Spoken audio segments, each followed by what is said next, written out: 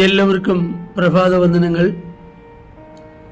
ഒരു ദിവസം കൂടെ ദൈവം നമുക്ക് ദാനമായി നൽകിയത് ഓർത്ത് ദൈവത്തെ സ്തുതിക്കുന്നു.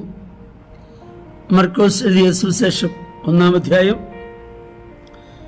41 മുതലുള്ള വാക്യങ്ങൾ. യേശു മനസ്സറിഞ്ഞ് കൈനീട്ടി അവനെ തൊട്ടു.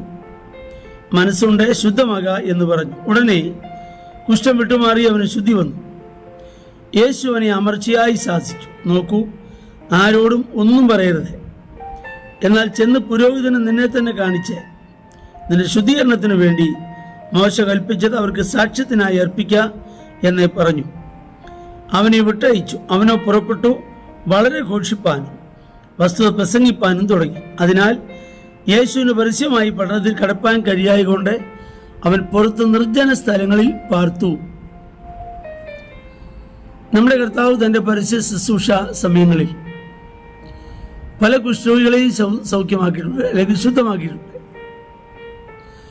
ഒരിക്കൽ യേശു നടന്നു പോകുമ്പോൾ ഒരു കുഷ്ഠരോഗി അവന്റെ അടുക്കൽ വന്ന് മുട്ടുകുത്തി, നിനക്ക് മനസ്സുണ്ടെങ്കിൽ എന്നെ ശുദ്ധമാക്ക എന്ന് പറഞ്ഞു.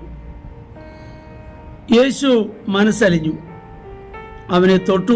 മനസ്സുണ്ട്, ശുദ്ധമാക എന്ന് പറഞ്ഞു. അവൻ ശുദ്ധിയുള്ളവനായി തീർന്നു. തിരുവെഴുത്ത് നാം പഠിക്കുമ്പോൾ വീട്ടിനെ ബാധിക്കുന്ന കുഷ്ഠത്തെക്കുറിച്ച് പഴയ നിന്ന് നാം പഠിക്കുന്നുണ്ട്. വ്യക്തികളെ ബാധിക്കുന്ന കുഷ്ഠത്തെക്കുറിച്ചും നാം പഠിക്കുന്നു. എന്നാൽ ഈ കുഷ്ഠം വീടിനെ ബാധിച്ചു എന്നുള്ളതോ ഒരു വ്യക്തിക്ക് ബാധിച്ചോ എന്നുള്ളതോ സർട്ടിഫൈ ചെയ്യുന്നത് വീടിനെ ബാധിച്ചത് കുഷ്ഠമാണെന്ന് സർട്ടിഫൈ ചെയ്യുന്ന എഞ്ചിനീയർ അല്ല, പുരോഹിതനാണ്. പുരോഹിതനെ വിളിച്ചുകൊണ്ടുവന്ന് കാണിക്കണം. ഒരു വ്യക്തിക്ക് കുഷ്ഠബാധ ഉണ്ടായാൽ പുരോഹിതനാണ് ഇത് കണ്ടിട്ട് സർട്ടിഫൈ ചെയ്യുന്നത്. അത് പഴയ നിയമത്തിൽ വ്യക്തമായി നമ്മൾ വായിക്കുന്നുണ്ട്. ഇതുപോലെ തന്നെ കർത്താവ് സൗഖ്യമാക്കിയ ഉടനെ തന്നെ അവനോട് പറഞ്ഞു, നീ ശുദ്ധമായി മോശ കൽപ്പിച്ചതുപോലെ നീ പോയി പുരോഹിതന് സാക്ഷ്യത്തിനായി നിന്നെ തന്നെ കാണിച്ച് ന്യായപ്രമാണ പ്രകാരമുള്ള കാര്യങ്ങൾ ചെയ്യുവാനായിട്ട് അവനെ പറഞ്ഞയക്കുന്നു. ഇവനത് ചെയ്തോ ഇല്ലയോ എന്ന് ഇവിടെ വായിക്കുന്നില്ല.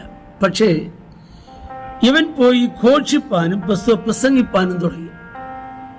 ഇവനോട് യേശു പറഞ്ഞത്, അമർച്ചയായി പറഞ്ഞത്, നീ ആരോടും ഒന്നും പറയരുത് എന്ന് വ്യക്തമായി അമർച്ചയായി കർത്താവ് ശാസിച്ചു പറഞ്ഞതാണ്. ഇവൻ പുറത്തിറങ്ങി ഘോഷിക്കാൻ തുടങ്ങി. അവസാനം ആള് പ്രസംഗിക്കാൻ തുടങ്ങി. പ്രസംഗിയാരായിട്ട് മാറി, ഒരു പ്രസംഗകനായി മാറി. വിഷയം വേറൊന്നുമില്ല, ഇതേ ഉള്ളൂ. യേശു കുഷ്ഠം മാറ്റി, ഇത്രയേ ഉള്ളൂ വിഷയം. എന്നാൽ ഇതുമൂലം കർത്താവിന്റെ പരസ്യ ശുശ്രൂഷയെല്ലാം മുടങ്ങി. ഇതറിയാവുന്ന യേശു അല്ലേ അവനോട് പറഞ്ഞത്, നീ ഇത് പരസ്യമാക്കരുത്, ആരോടും ഒന്നും പറയരുതെന്ന് പറഞ്ഞില്ലേ? അവൻ അപ്പോൾ തന്നെ പോയി ഇത് ഘോഷിപ്പാനും പരസ്യമാക്കാനും തുടങ്ങി. കർത്താവിന്റെ പരസ്യ ശുശ്രൂഷ അവിടെ മുടങ്ങി. ആ പട്ടണത്തിൽ കർത്താവിന് കയറാൻ കഴിഞ്ഞില്ല. അവൻ നിർജ്ജന സ്ഥലങ്ങളിൽ പാർത്തു എന്നാണ്.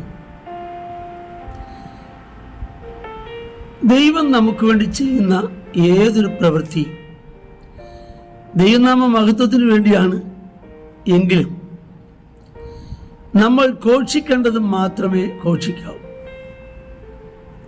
പ്രസ്താവിക്കേണ്ടത് മാത്രമേ നാം പ്രസ്താവിക്കാവൂ, പറയേണ്ടത് മാത്രമേ നാം പറയാവൂ. ഇല്ലെങ്കിൽ കർത്താവിന് പരസ്യമായി ചെയ്യേണ്ട പലതും പരസ്യമായി ചെയ്യാൻ കഴിയാതെ പോകും. ഇന്ന് ആളുകളൊക്കെ കൂടുതൽ കാര്യങ്ങൾ പരസ്യപ്പെടുത്താൻ എന്ന് പറഞ്ഞാൽ ദൈവം ചെയ്യുന്ന പ്രവൃത്തികൾ പരസ്യപ്പെടുത്താൻ, അല്ലെങ്കിൽ ഒരു അത്ഭുത പ്രവൃത്തി ഒരാളോട് ചെയ്താൽ ആ ആളിനെ പരസ്യപ്പെടുത്താൻ, ഇങ്ങനെയൊക്കെ ഒത്തിരി കാര്യങ്ങൾ ചെയ്യുന്നുണ്ട്. ഞാൻ പലപ്പോഴും ഓർപ്പിച്ചിട്ടുണ്ടെന്ന് എനിക്ക് തോന്നുന്നു. ദാവീദ് 75-ൽ പരം സങ്കീർത്തനങ്ങൾ എഴുതിയിട്ടുണ്ട്. ഈ ഒരു സങ്കീർത്തനത്തിലും ഗോലിയാത്തിനെ കൊന്നവരും ദാവീദ് എഴുതിയിട്ടില്ല. കാരണം ഞങ്ങൾക്കല്ല യഹോവേ, ഞങ്ങൾക്കല്ല, മഹത്വം ദൈവത്തിന്. ഇപ്പൊ നമ്മളിലൂടെ ചെയ്യുന്ന പ്രവൃത്തി മഹത്വം ദൈവത്തിനായിരിക്കണം. നമ്മുടെ പരസ്യം മൂലം കർത്താവിന് പരസ്യമായി പല പ്രവൃത്തി ചെയ്യാൻ കഴിയാതെ പോകുന്നു. അതല്ലേ ഇവിടെ നാം വായിക്കുന്നത്. ആകയാൽ നമ്മുടെ ജീവിതത്തിൽ ദൈവം ചെയ്യുന്ന ഏതൊരു പ്രവൃത്തി ദൈവനാമ മഹത്വത്തിനായിരിക്കട്ടെ. അപ്പോൾ തന്നെ കർത്താവിൻ്റെ പ്രവൃത്തികൾക്ക് തടസ്സമാകാതിരിപ്പാൻ നമ്മെ തന്നെ സൂക്ഷിപ്പാൻ കർത്താവിൻ്റെ കരങ്ങളിൽ നമുക്ക് സമർപ്പിക്കാം, പ്രാർത്ഥിക്കാം. ഞങ്ങളുടെ കർത്താവേ, സ്വർഗീയ നല്ല പിതാവേ, ഈ വചനം കേൾക്കുന്ന എല്ലാവർക്കായിട്ടും അങ്ങേക്ക് സ്തോത്രം. എല്ലാവരെയും ഈ പ്രഭാതത്തിൽ അനുഗ്രഹിച്ച് പ്രാർത്ഥിക്കുന്നു, യേശുവിൻ നാമത്തിൽ തന്നെ. ആമേൻ. ദൈവം നമ്മെ എല്ലാവരെയും ധാരാളമായി അനുഗ്രഹിക്കും.